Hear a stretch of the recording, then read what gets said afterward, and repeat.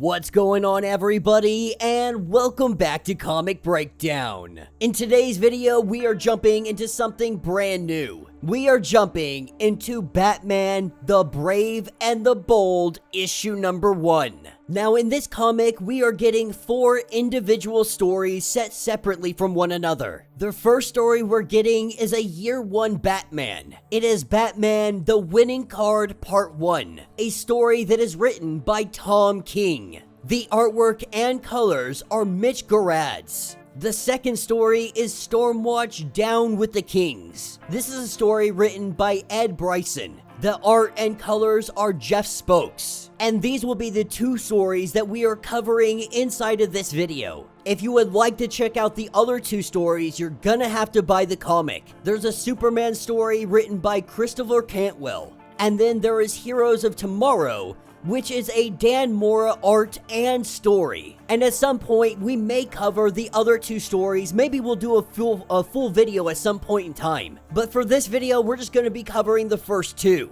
And I hope you guys are excited because this seems to be a very promising story. From Batman Year 1 to StormWatch, which is the DEO, you have Director Bones, and they have been working as a kind of black ops operation. They are working to take down super-powered weapons of mass destruction. So make sure you guys have subscribed to the channel, make sure that you like this video, and with that being said, let's dive into this breakdown.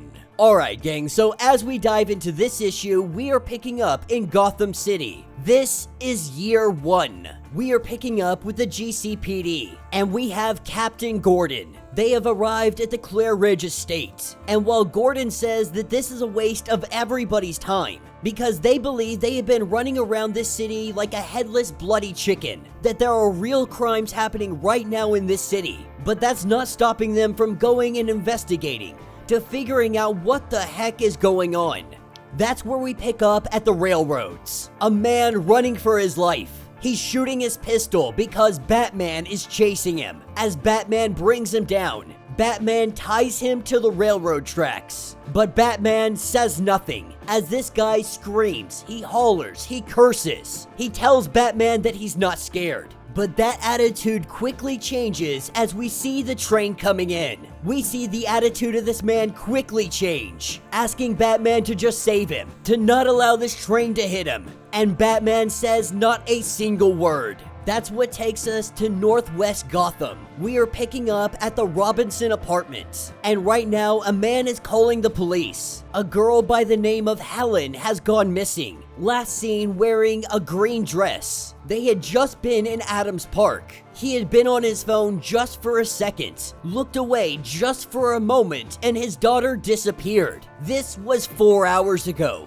He has been searching, he has been calling, but no one seems to know where she went. That's what picks us up at Adams Park. We have the young girl. Carrying her umbrella, she is saying hello to a stranger. As the 2 of them begin to have a conversation, this stranger asks if she would like to hear a joke. He says that his wife was complaining to him that he didn't know what ironic means, which is ironic to him because at the time, they were at a bus station. And the little girl doesn't really understand what's going on, but this stranger asks if she would like a balloon, saying to come sit next to me. If I give you a balloon, will you let it go?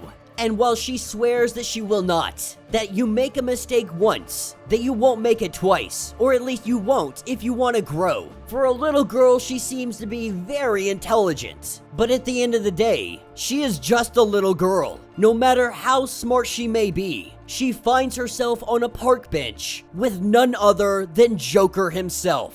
As we pick back up with Gordon, Mr. Claridge has been robbed, saying that he needs protection, that he's going to be robbed. He fears that someone is coming for a diamond that he has, and all the police are holding guard. The threat came out that in 1 hour, at midnight, something was going to happen. Not sure if this is a game or if this is something more, but the threat that they had received, they heard that poison was going to come into the Gotham water system tomorrow at dawn. Also, that someone was going to kill this guy and steal his precious diamond tonight at midnight. These threats are coming from someone known as the Joker. At this point, they don't know if the Joker is a real person or if this is just some kid trying to mess with them. And so while they wait for the stroke of midnight, we pick up at Wayne Manor. We have a Mr. Chambers. Bruce Wayne was just entertaining him recently, but obviously Bruce had to step out. We know that because he's currently at the train tracks. And so as Mr. Chambers does what he does, being a rich guy trying to flaunt his money, his power, his influence, we pick back up at the railroads. The train almost running this guy over. He's still going on and on. He is screaming and screaming, yelling and cursing. This guy is really just divulging everything. But he is saying that he didn't kill her, going on to say that he's a good person, that he deserves some justice. And Batman would agree, with Batman taking his boot and smashing this dude's face. He says, yes, you do deserve some justice. As we pick up at an unknown location, we have the Joker playing hide and seek with this little girl, going on to express how he fell into a vat of acid, that it burned his skin, and this is all that is left. The two of them are just having conversation, but when the Joker asks if it is midnight yet, when that clock strikes midnight, we see Mr. Claridge, he begins to choke. He falls over and he begins to die. As the police rush in to try and help him, there wasn't anything that they could do. They check the safe, and the diamond seems to be good. But the bigger problem is that the diamond is fake. This whole time, they didn't check if the diamond was real or not. The diamond had already been stolen. And so this Joker, he seems to be not some kid, but a very real individual. This is when the dead man's body begins to smile. This absolutely freaks out Gordon as we pick up at the Robinson apartment, not knowing where his daughter is, burning the midnight oil, hoping, waiting for somebody to call him back. It doesn't take long for there to be a buzz at the door. This is where he sees his young daughter. He embraces her and he goes to thank the Joker, but the Joker, pulling out a knife, she stabs the father. The little girl crying, not understanding what is going on. The Joker says, don't worry, that you will soon enough, because everybody will. This is what picks us up with our second story. This is StormWatch. We pick up with Director Bones, and he is introducing their newest member, Phantom 1.